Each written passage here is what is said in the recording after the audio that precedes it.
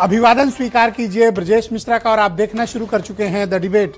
बहनों भाइयों, देश भर के 11 राज्यों में इस वक्त गहन पुनरीक्षण मतदाता सूची अभियान, जिसे SIR कहा जा रहा है, वो शुरू है और सबसे बड़े राज्य उत्तर प्रदेश में इस वक्त ये चरम पर है। 4 दिसंबर को SIR की प्रक्रिया पूर्ण कर ली जाएगी। उसके बाद ड्राफ्ट सूची आएगी। ड्राफ्ट सूची के बाद आपत्तियां और दावे होंगे। उसके बाद फिर इसको फाइनल ड्राफ्ट फरवरी के पहले हफ्ते में जारी कर दिया जाएगा। SIR को लेकर उत्तर प्रदेश की जनता में एक पैनिक है। उत्तर प्रदेश के मतदाताओं में भी पैनिक है। दरअसल 4 दिसंबर तक सबको अपने फॉर्म भर के देने हैं और बहुत बड़ी तादाद में लोगों के ना तो फॉर्म भर पाए हैं। BLOs के पास काम का अत्यधिक दबाव है और इतना दबाव है कि एक दोनों उसमें आत्महत्याएं तक कर ली। लेकिन ये प्रक्रिया समय पर क्या खत्म हो पाएगी? और अगर 4 दिसंबर तक ये प्रक्रिया पूर्ण नहीं होती है तो आयोग को इसकी तिथि में फिर इजाफा करना ही पड़ेगा, क्योंकि उत्तर प्रदेश में बहुत संख्या में मतदाता छूटे जा रहे हैं। तो आज चर्चा और चिंतन इसी विषय की करने वाले हैं। बहनों भाइयों, SIR की प्रक्रिया आप सबके इलाके में भी चल रही होगी।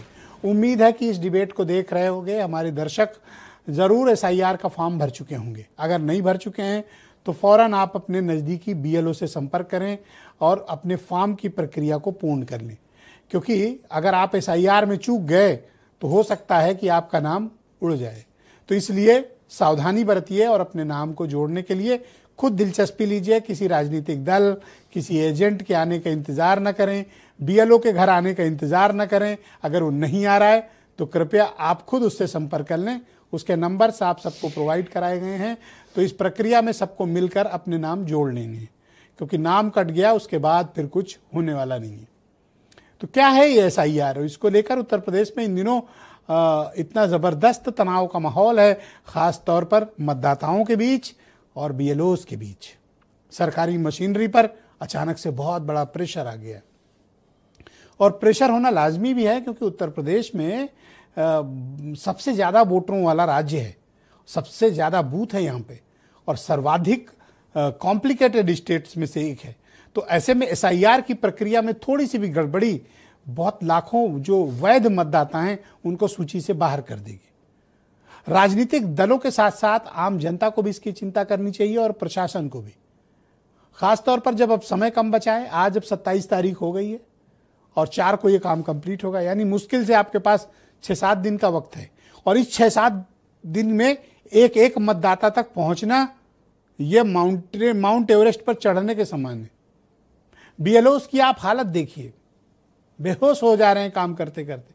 पर डे उनको 200 से 300 फॉर्म भरने हैं और ये कोई साधारण फॉर्म नहीं है। इसके 8-10 कॉलम है, उनको प्रॉपर भरना है।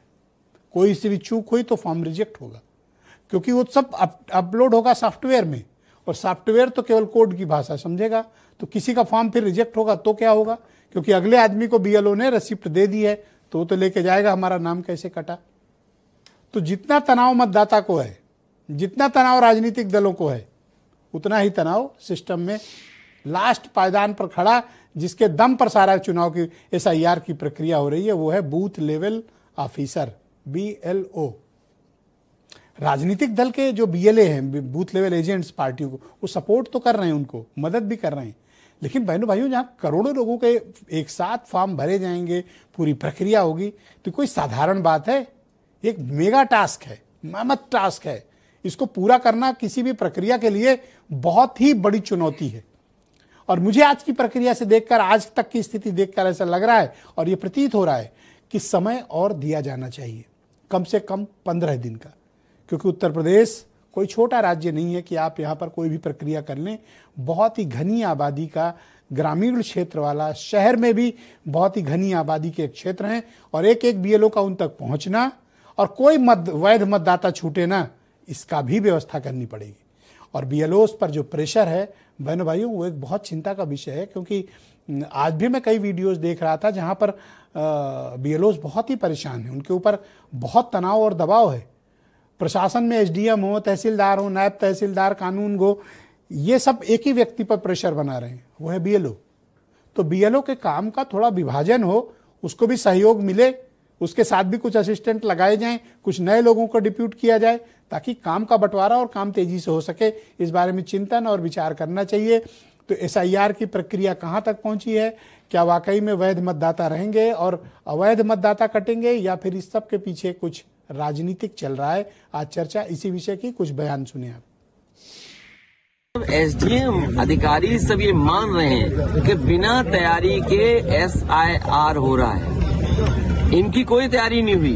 इन्होंने कहा कि हमने बीएलओ को ट्रेनिंग दी है और बीएलए की ट्रेनिंग कराएंगे। न बीएलओ की ट्रेनिंग हुई, न बीएलए की ट्रेनिंग हुई।